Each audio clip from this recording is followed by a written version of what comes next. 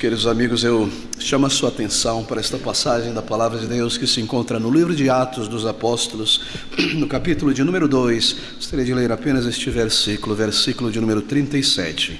E ouvindo eles isto, compungiram-se em seu coração e perguntaram a Pedro e aos demais apóstolos: que faremos, homens irmãos?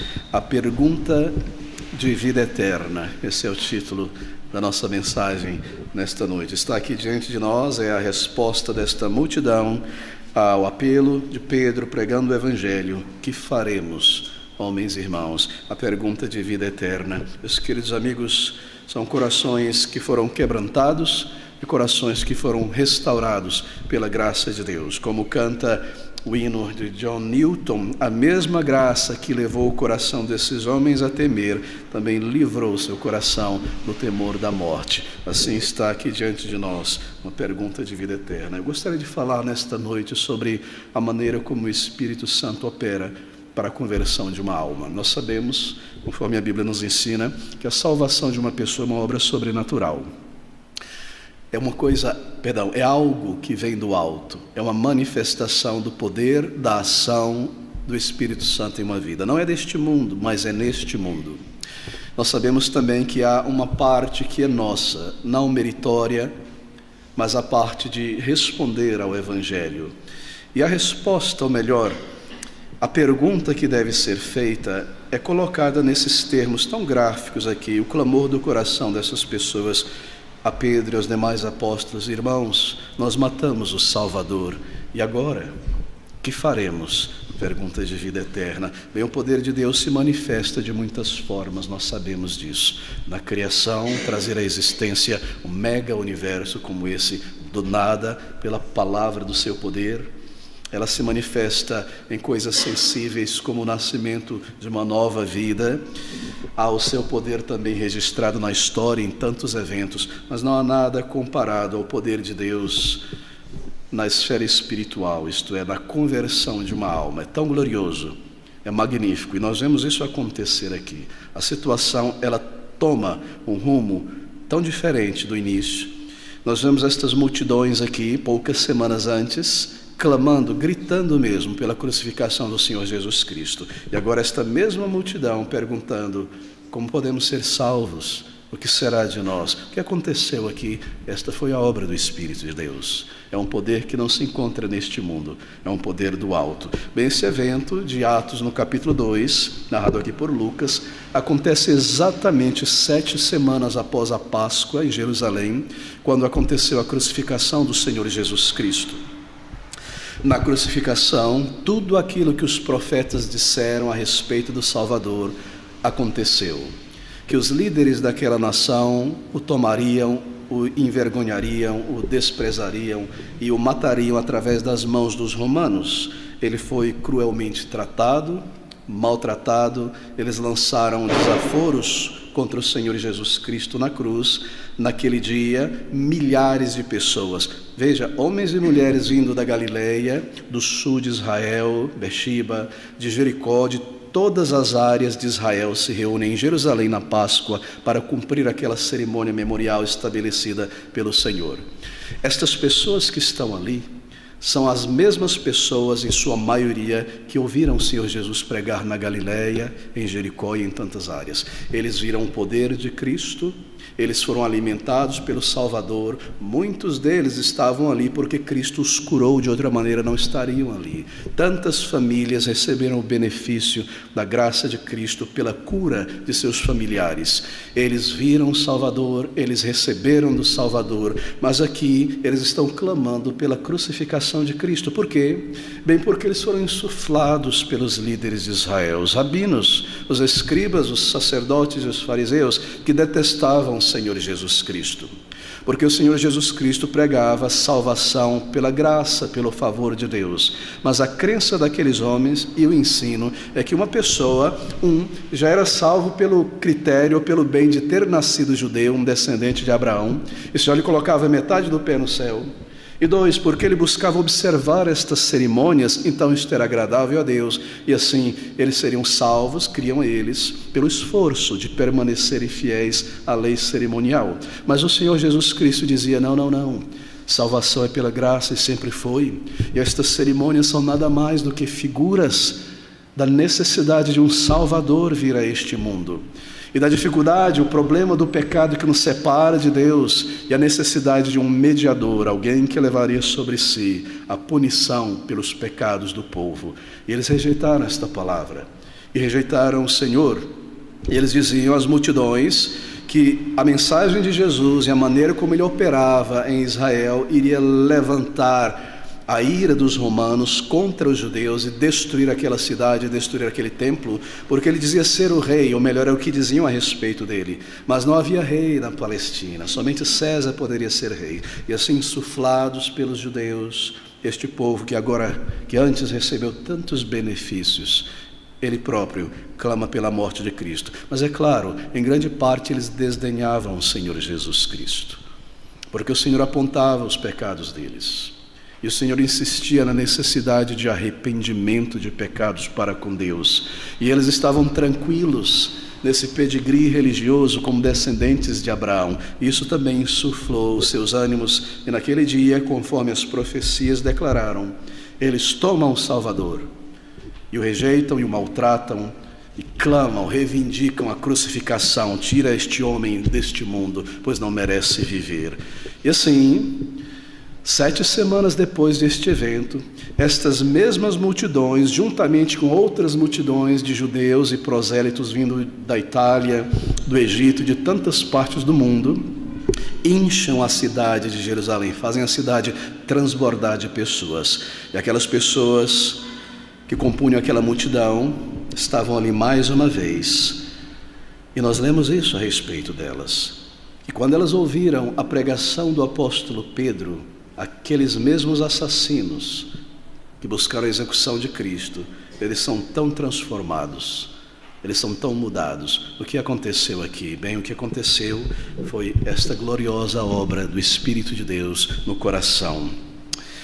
Observe isso.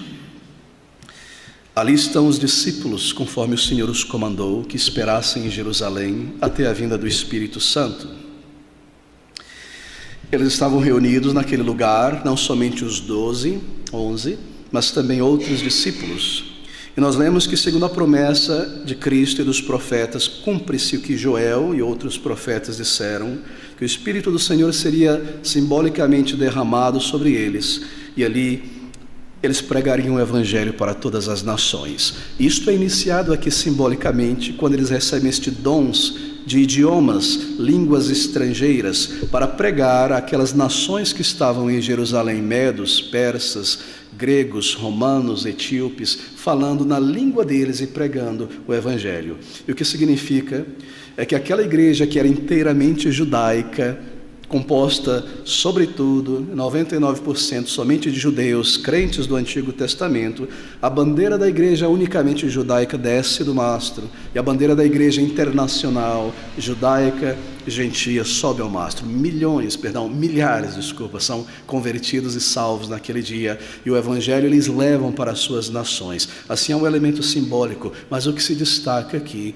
é a manifestação do poder do Espírito. Sem isso não haveria conversão. Mas nós perguntamos, por que isso não aconteceu antes? Por que aquelas pessoas não foram compungidas no seu coração quando elas viram Cristo naquela cruz? Por que o coração delas não se derreteu e vergonha entrou na alma e elas foram compungidas por terem realizado tamanho ato criminoso de lançar fora o seu próprio Messias? Bem, a razão é que Cristo ainda não tinha sido crucificado e não tinha cumprido o que era necessário para a salvação de pecadores. E a razão também é que o Espírito de Deus ainda não havia descido desta forma com poder para a evangelização das nações. Bem, nós lemos aqui no versículo de número 36 que Pedro estava pregando. Eles ouvem a palavra de Deus. Pedro diz como Cristo foi elevado por Deus como Messias, como os líderes traíram, rejeitaram, crucificaram. Então, no versículo 36, saiba, pois, com certeza toda a casa de Israel, que a esse Jesus a quem vós crucificastes, Deus o fez Senhor e Cristo. Você percebe? Então isso acontece. E ouvindo eles isto que, saiba, pois, com certeza a casa de Israel, que a esse Jesus a quem vós crucificaste, Deus fez Senhor e Cristo. Ouvindo isto, compungiram-se em seu coração e perguntaram a Pedro e aos demais apóstolos: que faremos, homens e irmãos? Bem, aqui está, meus queridos amigos. Eles foram compungidos em seu coração. O termo no grego é apunhalado, como uma faca. É um termo militar. E a ilustração pode ser vista da seguinte maneira: ali está um soldado, um guerreiro na frente de combate pelo seu exército, muito confiante em suas habilidades, em suas armas, e de repente, do ar, do nada, uma lança o atravessa e o derruba no chão morto. Essa é a ideia. E foram compungidos, atravessados, perscrutados em seu coração. Pedro prega. Aquele mesmo Pedro, vacilante de semanas atrás, agora cheio do Espírito de Deus, se levanta com os demais e prega ousadamente a respeito de Cristo Jesus. Mas não é a pregação apenas de Pedro, não é a ousadia de Pedro, é uma obra do Espírito Santo através daquela mensagem proclamada. Eles foram compungidos em seus corações. Bem, eu gostaria de falar um pouco sobre esta exata experiência do Espírito na alma, que perscruta, que atravessa, que compunge a alma, porque isso caracteriza, creio eu, o elemento mais dramático na conversão de uma pessoa. Você sabe que conversão envolve arrependimento. E na palavra de Deus nós temos dois termos que são traduzidos aqui como arrependimento. O termo é arrependimento, que envolve sentimentos de vergonha, mas há um outro termo que também representa arrependimento, que é o termo conversão. Estes dois termos juntos, eles se unem para caracterizar o que de fato é arrependimento. Envolve este elemento subjetivo da vergonha, do despertar, da tristeza, e envolve uma ação de converter-se do mau caminho em direção ao Senhor. E este elemento dramático, subjetivo, é descrito aqui. E eles, ouvindo isto, compungiram-se em seu coração. 3.000 pessoas convertidas ali naquele dia. 3.000 almas derrubadas, quebrantadas de seu orgulho, atravessadas por uma convicção na consciência do erro. O nosso Messias, esperado por milênios, chegou, e o que nós fizemos? Nós o lançamos fora, nós o matamos, nós não o recebemos, nós não o conhecemos. Bem, o que aconteceu com esses homens e mulheres? Poucas semanas gritando vergonhas contra o Senhor Jesus, desaforos, cuspindo, rejeitando, praguejando ele na cruz, e agora, pouco tempo depois, traspassados no coração. Queridos, o que aconteceu com eles é o que nós chamamos de conversão. Compungidos na alma, foram convertidos. E assim que uma pessoa é convertida, e sempre será, desde o início e até o final, isso deve acontecer.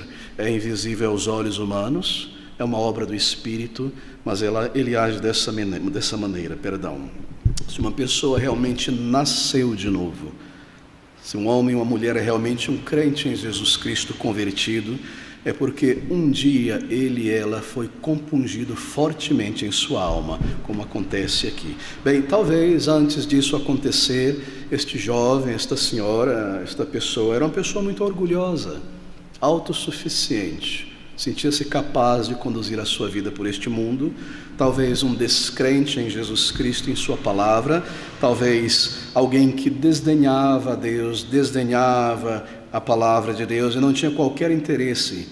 Mas quando aconteceu a conversão desta pessoa, o início dela foi este choque na alma. É como uma colisão. É difícil explicar isso. Talvez nós podemos ilustrar este sentimento. Eu estou lidando com o elemento dramático, a conversão, o arrependimento, perdão. É um senso de realismo espiritual que cai sobre a pessoa de repente. E ali está esta pessoa, descrente, e de repente compungida na mente e no coração, não fisicamente, é claro, na consciência, e ela desperta. Talvez a seguinte ilustração caiba. Essa pessoa está indo viajar para um outro país, para uma conferência onde será um palestrante, ou precisa participar para a empresa de modo a receber um cargo melhor na firma, e lá vai ela tranquila dentro do seu Uber em direção ao aeroporto internacional, terminal 3 ou 4, e tudo está tranquilo, a mala está no carro, a passagem está ali, e a poucos minutos de distância do aeroporto, tendo percorrido um trajeto de 1h30, ele se recorda que esqueceu de pegar o passaporte. Você percebe o sentimento que cai na pessoa? Ele fica branco, transparente, a pressão se altera e começa a pensar e entender: realidade caiu, eu não vou viajar, não irá acontecer. Eu estava seguro, tranquilo, planejando, indo tranquilo a minha vida. De repente a realidade cai sobre mim. Eu não trouxe o passaporte, eu vou perder o avião, eles irão e eu ficarei. Essa é a ideia aqui. É um choque na alma, é uma colisão com a realidade espiritual. Aqui estou eu vivendo a minha vida, em termos eu creio na existência de Deus, em termos eu creio que Jesus é o Salvador, em certo sentido eu aceito e abraço estas verdades maravilhosas, mas isso nunca falou diretamente ao meu estado, eu nunca tomei isso como para mim. Eu sempre ouvi isso, eu aplicava ao meu vizinho, ao meu esposo, à minha tia. Eu nunca vi isso, eu não estava na figura. De repente eu percebo, esta mensagem está falando sobre mim. Eu sou esse pecador. Ela descreve a mim. Eu tenho desprezado o Senhor. Eu tenho vivido em meus pecados uma vida para mim somente. Eu roubei a Deus, roubei a minha vida dele, fiz tantas coisas para abafar a minha consciência, para negar a existência de Deus, para que eu pudesse seguir em frente. E eu clamava em alta voz, como este sujeito que acabou de gritar, que Deus não existe na verdade. E eu dizia isso para que eu pudesse seguir em frente em meu pecado, e pudesse viver longe de Deus, tranquilo em meu pecado. Mas de repente eu tropeço na realidade. Quando? De muitas maneiras. Eu encaro a eternidade. A enfermidade ou a morte bate à minha porta. E de repente eu percebo: aquela pessoa se foi. Tudo que ela planejou, que iria fazer, tudo que ela pensava, afirmava, as suas causas simplesmente se esvaneceram. Não há mais nada. Isso irá acontecer comigo em breve, em pouco tempo. E se a morte existe, a palavra de Deus é verdadeira, que diz que todos pecaram e morreram. E o resultado do pecado é a morte espiritual e a morte física. Eu preciso buscar a Deus enquanto eu ainda estou vivo deste lado da eternidade. Um choque de realismo. De repente, talvez era uma pessoa hostil à fé cristã e despreocupada com a existência da alma. Mas de repente faz todo sentido. Faz todo sentido, é claro. Tem que haver um Deus. E se há um Deus, ele deve se revelar ao ser humano, senão nós não conheceremos a Deus. E o fato de nós estarmos morrendo, isso prova a palavra de Deus. E essas coisas fazem sentido, e Deus fala em sua palavra. E ele enviou um Salvador, e isso faz todo sentido. Porque Deus é santo e justo, e para manifestar a sua misericórdia, ele precisa cumprir a sua lei também. De repente, nós acordamos. Talvez seja um jovem, um adolescente completamente tomado por essa vida, suas buscas, seus prazeres, interesses pessoais. E essa pessoa está contente, vivendo longe de Deus, abraçado em seus pecados, em paz com seus pecados. E não parece ter qualquer ou sentir qualquer necessidade de conhecer o Deus vivo, de conhecer a Cristo Jesus. E de repente vem um choque espiritual, uma colisão espiritual, uma compulsão na alma. E ele sente a sua necessidade do Deus vivo. Ele percebe o vazio imenso de uma vida sem Deus. Tudo estava bem, havia tantos planos, certos bens angariados, mas de repente é um buraco dentro de mim e nada parece satisfazer, e tudo que eu tento colocar dentro desse buraco para preencher ele é como cair num abismo, e eu passo de uma coisa para outra. O que é isso? Eu possuo uma alma eterna, como diz a palavra de Deus. Assim, conversão, uma colisão com a realidade espiritual que me acorda para Deus e me conduz ao arrependimento, isto é, a conversão e a fé no Senhor Jesus Cristo. A velha vida, seja ela religiosa ou não religiosa, um choque, um despertamento, em um momento insensível quanto à sua culpa, quanto ao julgamento de Deus. Em outro momento, tudo o que importa para essa pessoa é a salvação. Já não importa mais o que os seus amigos vão dizer. Já não importa mais se a carreira e os planos não derem certo.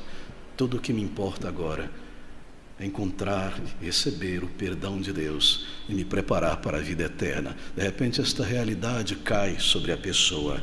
Muitas pessoas tenho observado ao longo da minha vida, vêm à igreja e talvez crescem no contexto da igreja, como foi o meu caso, famílias que adoram a Deus, que servem a Deus, que abrem a palavra de Deus no lar, e os anos passam e tudo passa diante delas, elas ouvem as verdades da palavra de Deus, mas não levam nada a sério, até que chega um dia, seja na adolescência ou na juventude, na vida adulta, que eles são compungidos na alma e eles acordam, eles sentem os seus pecados diante de Deus e a sua vergonha e mesmo a sua condenação. É de repente. Normalmente isso acontece pelo ouvir da palavra de Deus pregada ou lida. Assim aconteceu comigo.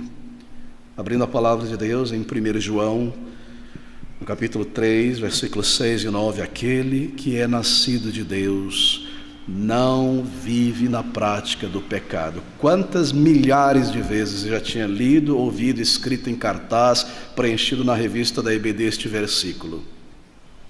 De repente, como uma pedrada na cabeça, eu vivo na prática dos pecados. Eu pratico o pecado em meu pensamento intensamente, em meu coração, e na escola, e na rua, e em casa, em todo lugar. O que eu tenho feito hoje em meus pecados, eu fiz 1 ano atrás, 2 anos, 3 anos, eu sempre pratiquei estas coisas. Eu vivo, sou eu que está sendo descrito. E daquele momento em diante não houve mais paz em meu coração. É como se o chão se abrisse, as chamas do inferno começassem a reluzir diante de mim. Eu percebi a minha condenação, mas ali foi o início.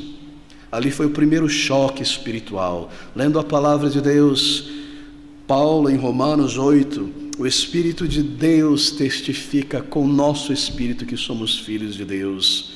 E de repente, olhando para dentro de mim, eu disse, eu não tenho essa certeza. Eu nunca tive. E eu nunca parei para considerar isso. Eu li estes versículos e achava eles belos e maravilhosos, como uma teoria muito bonita do cristianismo, mas naquele momento eu entendi, eu não sou um salvo, eu não sou um verdadeiro cristão, eu sou uma farsa no meio do povo de Deus. Eu não tive meus pecados ainda perdoados. E ali foi o início desta busca, aos 17 anos de idade, até encontrar um lugar de arrependimento, pela misericórdia de Deus, quebrantado pelo peso de uma consciência culpada, clamando ao Senhor por misericórdia e salvação. Mas tudo começou ali, querido amigo. Bem, deixe-me chamar a sua atenção para este versículo de número 22. Observe o que é dito aqui. Homens israelitas, escutai estas palavras. A Jesus Nazareno, homem aprovado por Deus entre vós com maravilhas, prodígios e sinais, que Deus por ele fez no meio de vós, como vós mesmos bem sabeis.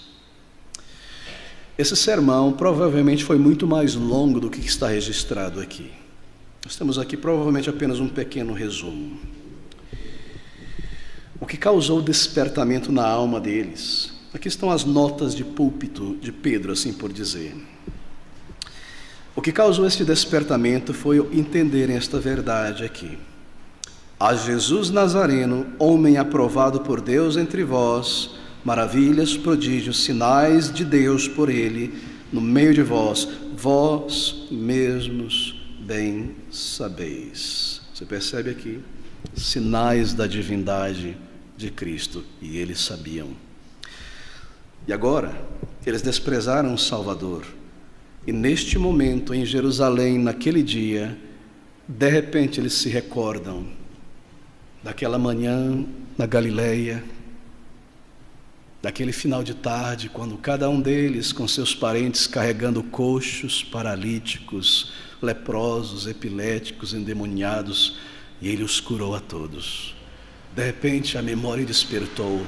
Isso acontece, queridos amigos, quando nós temos esse choque de realidade espiritual. O Senhor desperta a memória e uma avalanche de pecados começa a jorrar para dentro de nós. Coisas que eu fiz na infância, na pré-adolescência, na adolescência, o meu comportamento, a maneira como eu pensei e reagi com a palavra de Deus e as chacotas que eu fiz contra Deus, ou tendo desprezado a palavra de Deus e dormido diante da palavra de Deus, e tantas coisas. Uma avalanche. Eles recordaram, de repente eles recordaram também da misericórdia de Cristo, que eles próprios experimentaram o amor de Deus revelado em Jesus Cristo Salvador. Assim acontece. Eu conheço tantas pessoas com quem aconteceu exatamente isso, e é tão interessante. Pessoas que estão naquele ritmo de vida por décadas, e você imagina que nada irá mudar.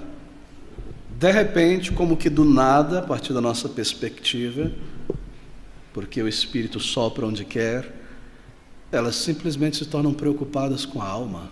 É realmente impressionante, realmente impressionante. Me recordo de um jovem na faculdade, cada 10 palavras que falava, 3 eram palavrões imorais.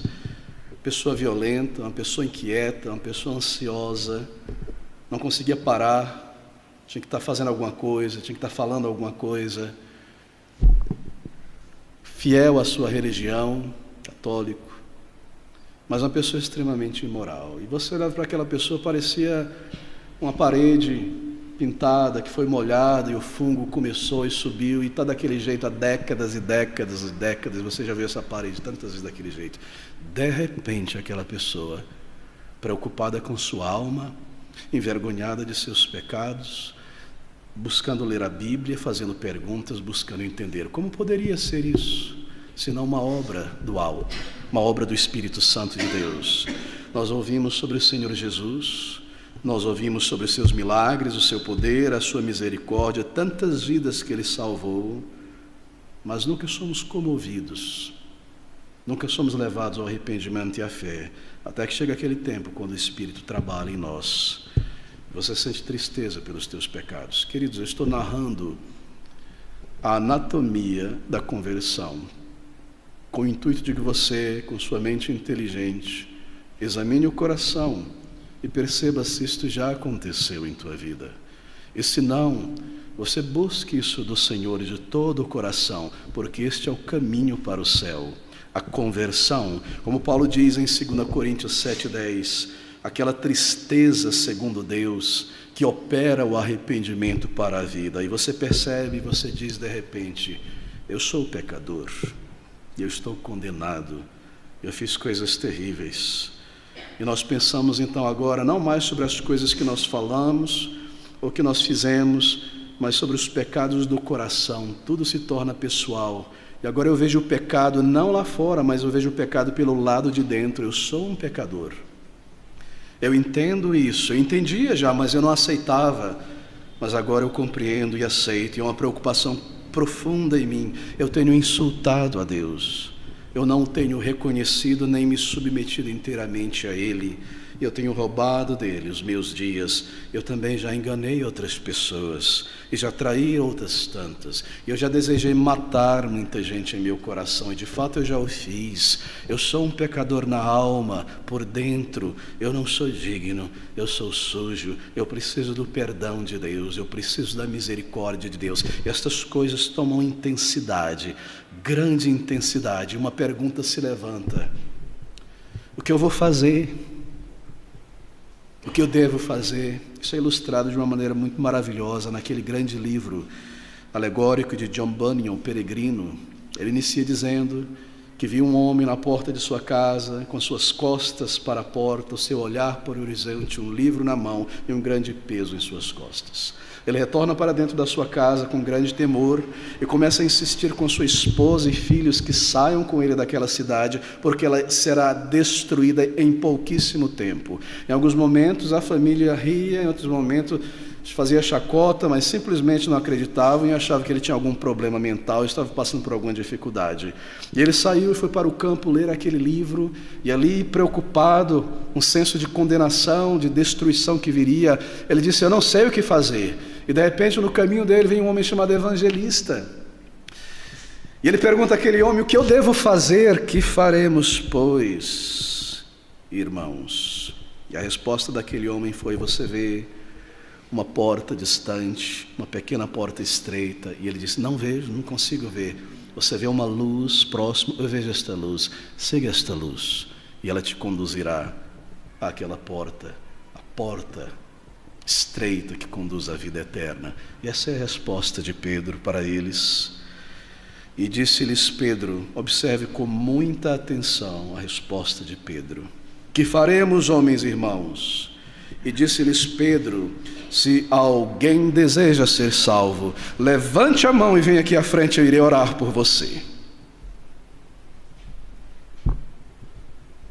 Nada do tipo, não é, querido amigo? Arrependei-vos, e cada um de vós seja batizado em nome de Jesus Cristo, como símbolo de que os pecados foram remidos, e recebereis o dom do Espírito Santo. Arrependei-vos. É isso o que acontece, é isso o que deve ser feito. Arrependimento. As mesmas palavras que o Senhor Jesus Cristo declarou no início do seu ministério público, lá em Marcos 14, a 1,14: arrependei-vos e crede no Evangelho. Arrepender, meus amigos, eu gostaria que você entendesse isso. Eu nunca entendi, até que Deus teve misericórdia de mim. Arrependimento é uma palavra positiva no vocabulário do Evangelho. Não é uma palavra da qual nós corremos ou devemos fugir. É uma palavra positiva na Bíblia. Ela deve ser vista desta maneira: se eu somente me aproximar de Deus no estado em que eu estou, há esperança para mim. Foi isso que eles entenderam. Disse-lhes Pedro: arrependei-vos e cada um de vós seja batizado em nome do Senhor Jesus Cristo. Se eu me aproximar de Deus no estado em que eu estou, há esperança para mim. Deus irá perdoar os meus muitos pecados se eu clamar a Ele. Eu não mereço, Ele é justo em me condenar. Eu sinto ira quanto aos meus pecados e quanto essa tirania da lei. Assim que eu vejo a lei de Deus, ela é contra mim, ela é contra a minha vontade, a minha pessoa, ela me persegue, mas eu sei que eu estou condenado, embora haja ira dentro de mim. Eu preciso de perdão, eu não posso lutar porque eu não vou vencer, e por fim eu serei condenado e banido para as trevas eternas, porque ninguém pode lutar e vencer a Deus. Eu preciso ser salvo, eu preciso que esse sentimento seja tirado de dentro de mim, e que eu sinta o meu pecado e clame a Deus de todo o meu coração. Há esperança, foi o que eles entenderam aqui. Nós matamos o Salvador, que faremos? Há esperança, ele diz: arrependei-vos, arrependei-vos. Arrependimento, uma palavra positiva, porque ela diz que há esperança para um pecador condenado. Você se arrepende para com Deus assim. Você, de uma maneira consciente, desperta, sabendo o que está fazendo diante de Deus por causa da tua situação, você traz a Deus em palavras, claro, envelopadas com grandes sentimentos sinceros, toda a tua vergonha. Você diz tudo a Ele, exatamente tudo a Ele. E você se arrepende diante de Deus confessando isso a Ele. E na tua fraqueza você diz: Senhor, mesmo aqui eu me sinto fraco para crer, ajuda a minha fraqueza. Mas eu creio na tua palavra, eu creio na tua santidade. Eu entendo e creio que o Senhor Jesus Cristo morreu no lugar de pecadores. Eu agora reconheço que eu sou de fato um entre todos os pecadores, eu mereço a condenação. Você crê, você confessa, então você é salvo. Você é reconciliado com Deus.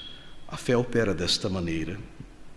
Como se arrepender então diante de Deus, eu repito, e receber a remissão de pecados? Bem, como eu disse, não é um ato físico. Vir à frente, levantar a mão, uma expressão, um gesto físico, nada disso. Eu vou te dizer em linhas gerais o que a Bíblia ensina. Primeiro, mencionei, você encara, de fato, honestamente os teus pecados, do coração, de atos, de ações. Você não tenta mais se justificar e culpar outra pessoa, quem quer que seja, a maneira que você foi criado, o país onde você nasceu, os acidentes que aconteceram. Você não justifica mais ter pecado por conta dessas coisas. Você vai ao Senhor como um pecador, dizendo a Ele tudo. Você não mais ignora a verdade de Deus, que Deus é justo e irá te punir e te condenar se você passar para a eternidade sem o perdão. Você aceita isso e vai a Deus como um pecador condenado. E você diz ao Senhor: Senhor, eu sou essa pessoa impura, que cometi tantas mentiras, eu sou permeado de cobiça, e dentro de mim há tantas coisas horríveis, que se alguém visse, eu me encolheria num canto. Eu sou um pecador, eu pequei querendo pecar, eu desejei pecar, eu já fiz tantas coisas cruéis, e agi e matei a felicidade de pessoas, tantas coisas absurdas, Senhor. Me perdoa, Senhor, me purifica do meu pecado. Eu reconheço agora, e é difícil, Senhor, dizer isso, eu reconheço que eu não sou teu filho. Tantas vezes eu orei dizendo: Pai, mas agora eu reconheço que eu não sou teu filho. Faz de mim um filho de Deus, Senhor. Faz de mim uma filha de Deus pela primeira vez. Me aceita em tua família. Me dá um novo coração. Tira esse coração horrível que está dentro de mim, tão egoísta, tão mau, tão egocêntrico. Eu tenho falado, agido e pensado, e tudo isso diante do Senhor, coisas ofensivas e terríveis, mas eu dependo, Senhor, de Jesus Cristo. Eu entendo que Ele morreu para libertar pecadores do domínio do pecado, e eu creio que a morte dele ali naquela cruz foi para um pecador mesmo como eu. Eu reconheço, eu me entrego a Ti, para pertencer a Ti, para ter a Cristo como meu Senhor. Me salva, eu venho como eu estou, perdoa a minha alma, apaga as minhas muitas transgressões e tira esse peso, Senhor, que me destrói, que me afunda dentro de mim, a culpa dos meus pecados. Você pede, você suplica, enquanto você diz tudo a Ele, você se entrega a Ele. E se você significar de fato estas palavras de arrependimento, isto é, a tua alma, o teu coração, estiverem unidas a essa confissão, é como se Deus dissesse: você está perdoado, eu limpo os teus pecados, eu apago o registro da transgressão, eu te dou um novo nome como um filho, eu te recebo como um filho amado, e você é salvo.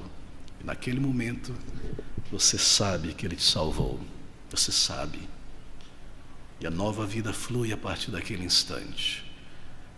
Conversão acontece ali pela obra do Espírito Santo. Arrependimento, conversão, uma nova vida. Ouça essas palavras: e ouvindo eles isto, compungiram-se em seu coração e perguntaram a Pedro e aos demais apóstolos: que faremos, homens e irmãos? É tudo o que você precisa. Arrependei-vos e cada um de vós seja batizado em nome de Jesus Cristo. O batismo aqui não é adicionado como critério para a salvação. O que é adicionado aqui é fé no Senhor, pública. Aqueles homens e mulheres, 3.000 deles que creram no Senhor Jesus Cristo, ao serem batizados, eles estavam se identificando com Cristo diante da nação judaica e dizendo para todo mundo: Ele me salvou e eu estou pronto para morrer. E eu morri para esta vida e para a religiosidade, eu pertenço a Cristo Jesus. Eu me entrego a Ele. Esse é o sentido. Você confessa e você se entrega ao Senhor, tudo ao mesmo tempo, para tê-lo como teu Salvador, que remiu o teu pecado, e para tê-lo como teu Senhor, a quem você pertence agora. E isso é a vida eterna. Isso é a salvação da alma e é tudo o que importa. Vamos orar juntos. Bendito Deus, Pai do Senhor Jesus Cristo, grande é o teu amor, grande é a nossa fraqueza em contraste. Nós rogamos, ó Senhor, por este mesmo poder do alto que trabalhou e compungiu um coração de uma multidão tão ignorante, tão empedernida em orgulho, e os levou a um verdadeiro arrependimento e fé. Aqui estamos nós e só o Senhor conhece o nosso coração. Nós te rogamos, Senhor, por esta mesma obra do alto, nesta congregação e no coração daqueles amigos que estão acompanhando nesta noite, ouvindo a tua palavra, para que haja vida, verdadeira vida, glórias a Cristo, a paz no coração, o alívio, a certeza de vida eterna, a nova vida, e se manifeste do alto, neste mundo mais uma vez, o poder do Senhor para salvar, para ressuscitar mortos espirituais. Nós rogamos que a glória seja dada a Cristo e muitos conheçam seu amor e o louvem e o sirvam. É o nosso clamor pela conversão de muitas almas, ó Senhor, e pedimos estas coisas em total dependência pelos méritos do Senhor Jesus Cristo. Nós oramos e para o teu louvor. Amém.